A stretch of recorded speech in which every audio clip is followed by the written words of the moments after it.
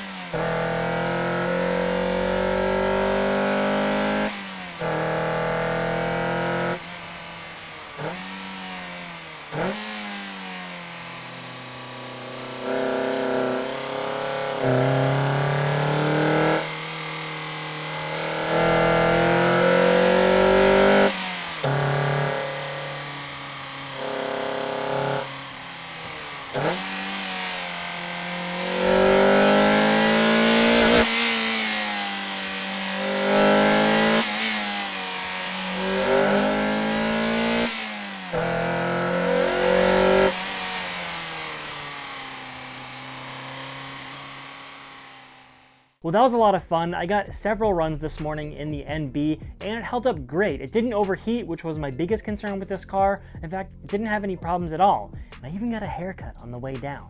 Now, oh, you want to see it? I mean, it's pretty sharp. Psych! I can't give it all to you guys in one video. Haircut reveal next video. Anyways, the Miata's pretty solid. The handling is a bit sloshy. It's got stock suspension and a questionable tire setup.